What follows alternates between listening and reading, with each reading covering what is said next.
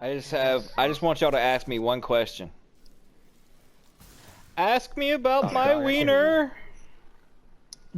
Hey man, how's your wiener? It's very small. I'm hung like a hamster. He's got big nuts though. That's right. He's got big nuts though. It's the size of a needle, but it runs like a sewing machine.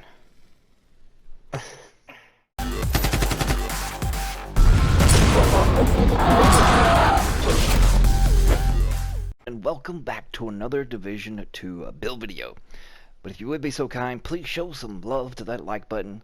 Also, smash that sub button if you happen to be new to the channel. And don't forget to reach up there, trigger that bell, and turn on post notifications. So that way you never miss a live stream or a video that is uploaded.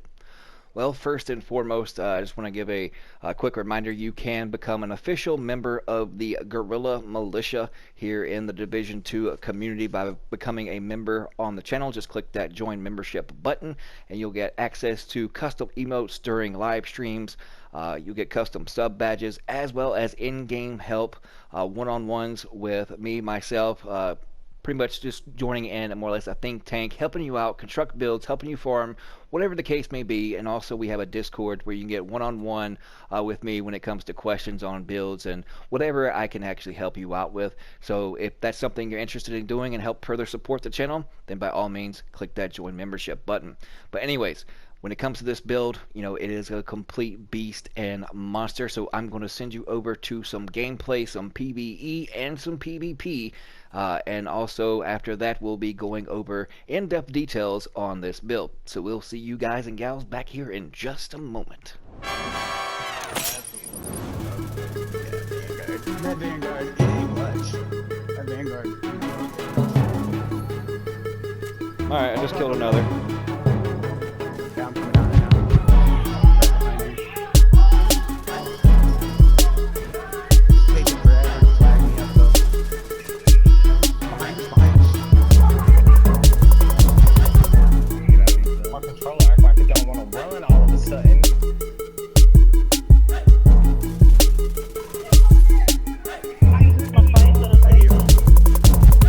said he really don't want to fight.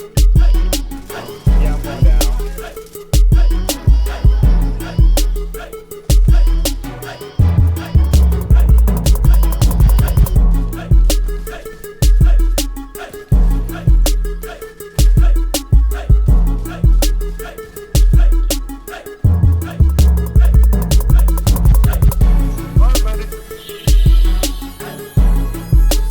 Nope, squeaky squeaky, dumbass.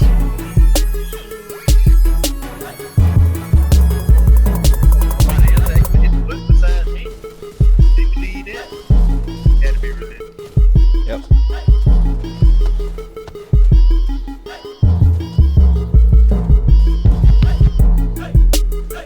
Nah, this guy waffle, dude. I had it out, you down finally, dude.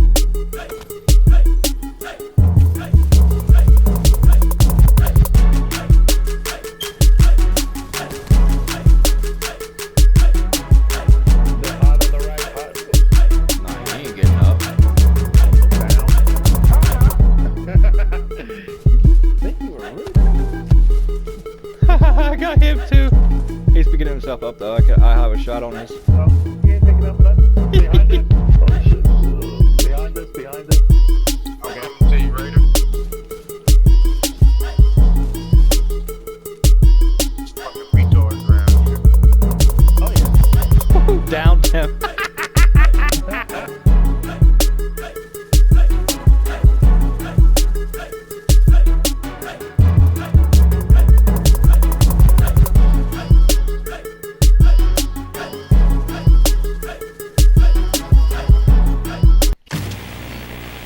Went to invulnerable elite right here with 5 meters, and this is with the Banshee body shots. So once there's 22 bullets left in the magazine, you're at 260k a crit. But before then, just starting out, you're at 1 at 91, and as you continue to shoot, it goes up to 260, which is really, really nice.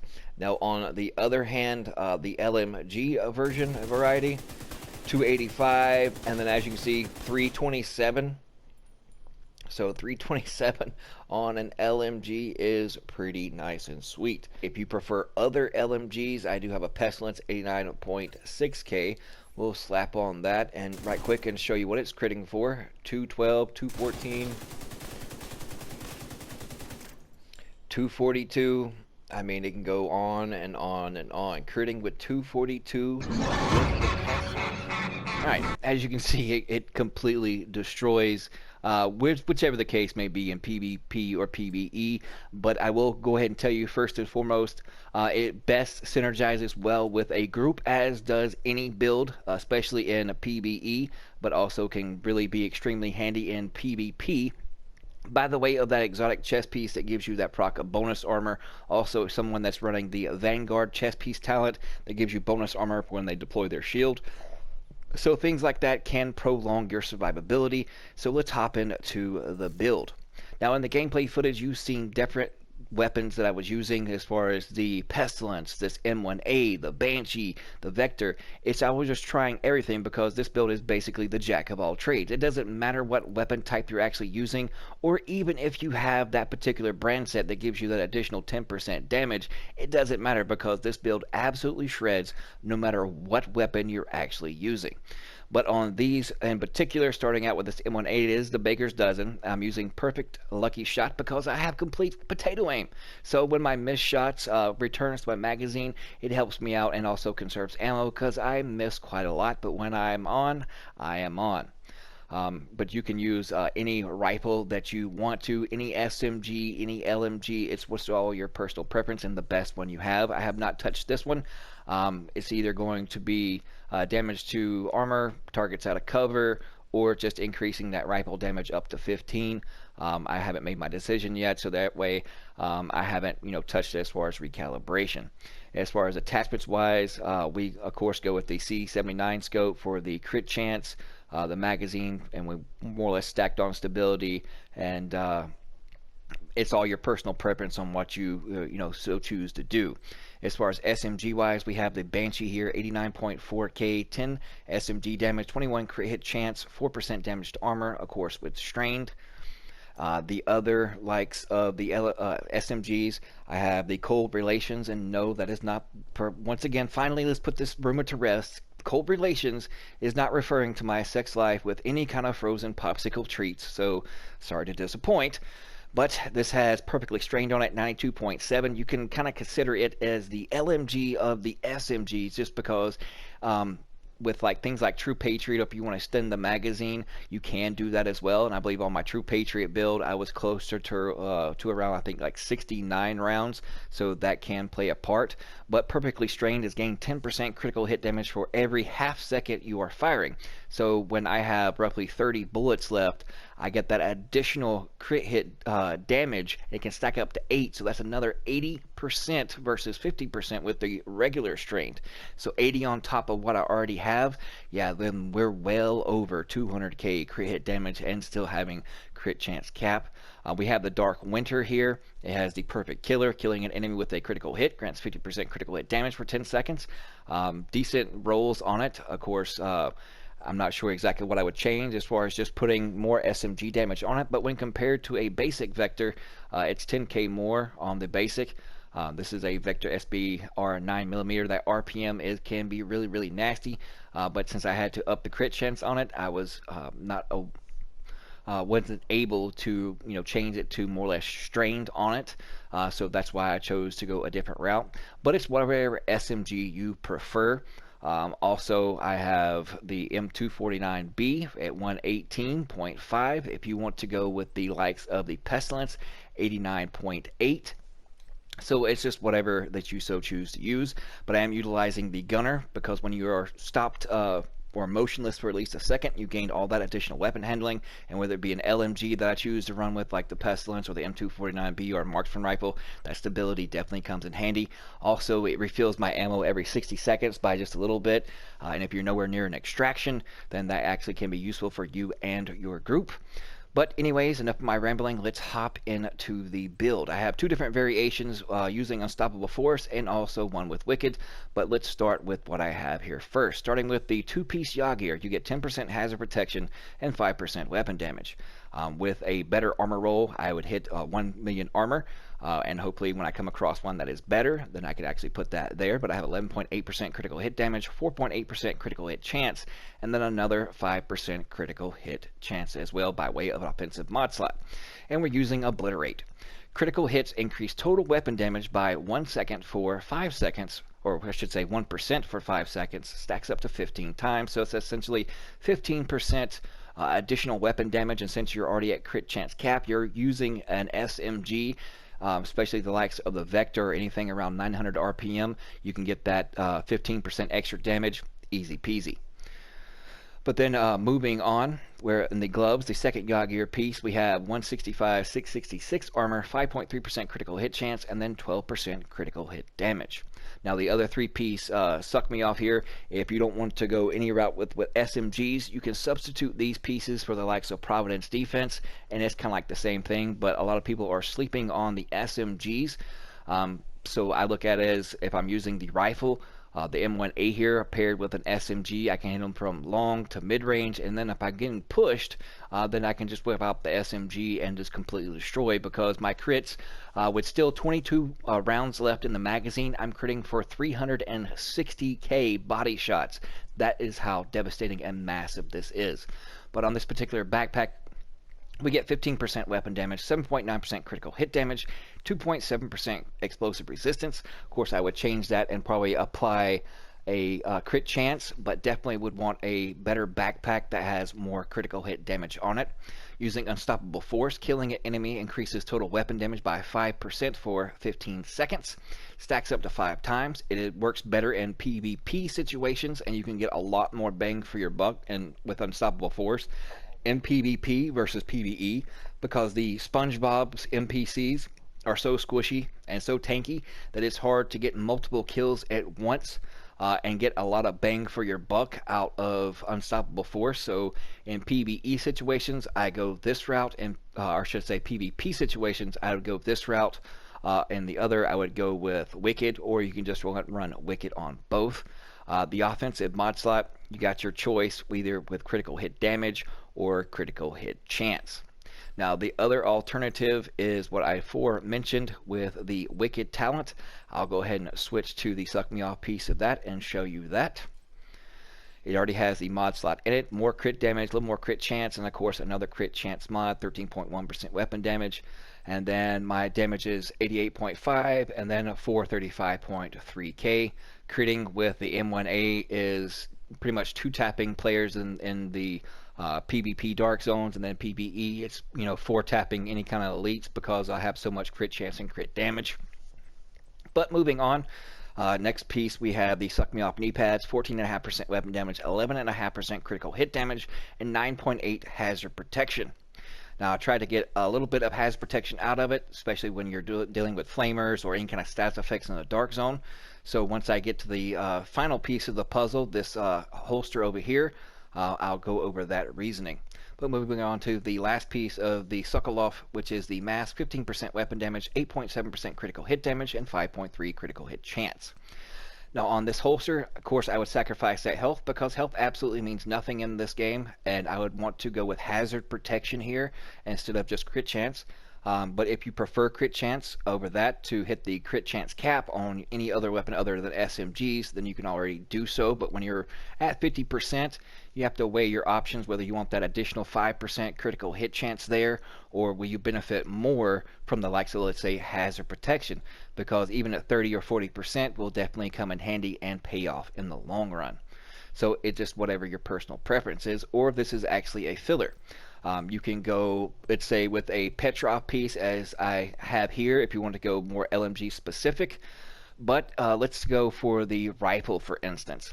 Now, if you have an Overlord piece, that 10% doesn't really give you too much more weapon damage. I think on LMGs, my Pestilence, switching to this Petrov, as I'll show you and demonstrate. All right. As is 88.9, and if I did switch to the Petrov chest piece or holster, Getting a little bit more weapon damage. I'm losing 3.7%, but I'm gaining 10 from having that one piece. And if I would actually click on it and put it on there, then you would actually see. So it goes from 89 or 88.9 to 91.9. So that little bit of difference doesn't mean much. So I'm benefiting more from that additional 15% critical hit damage than I am just for a measly 2 to 3k more in actual base damage. So that is why I went that route. So it's more or less a filler piece on what you choose and what to run with. Now, if you want to put like this piece on, so that way you're at crit chance cap no matter what weapon you use, you can do that as well. If you're running against a lot of people with pulse, you can use the third piece of yaw gear if you have a better one. That way you already have 50% due from the skill tree of whatever specialist you're using, and then this will give you another 40% pulse resistance, so that would put you at 90. So it just all depends on your personal preference and what you think you can get the most value out of. So let's go over the character sheet now, so that way I don't keep tiding you over. Starting out with that Pestilence, 43.1% critical hit chance, 122 critical hit damage. The Banshee here, 60% critical hit chance, 132.2% critical hit damage. And then when you apply that strain to that, which gives you another 50% critical hit damage, that's where you come up with 182% critical hit damage. Let's say, for instance, this M1A, the stats on it would be 53.1% critical hit chance with the M1A and 136.2% critical hit damage, 70% headshot damage. And then 22% rifle damage bonus, 63.2% all weapons damage bonus, and since I'm utilizing an SMG, add another 25% to submachine guns. That puts us at 88.2%. But like I said, you can just stick in one piece here or there, depending on your personal preference, and gain another 10% on whatever archetype weapon that you so choose. And then if you do go the Wicked route, you can use the Firefly to blind them, which is a status effect, because the Pestilence does not count as the plague that the Pestilence gives you is not considered a status effect. So if you're running Wicked, it's easily just run out there, ding an NPC or even a player, and you can see that there is no difference, and they will not pop up the icon and showing you that Wicked is active. So for those of you out there, or even the content creators that have misspoken and didn't really test it and just said, go ahead and run Wicked and Pestilence together, sorry to misinform your community, but you can it's an easily common mistake. So just keep in mind, everybody out there, that the Pestilence does not proc Wicked. The rest of the talents are as followed. There's that 50% pulse resistance, 23.2% hazard protection. And then if you use pieces that have defensive mod slots, you can easily get additional bleed resistance out of it, blind, or whatever you so choose. But that is why I prefer that hazard protection here in place of health, because that would put me over 30%.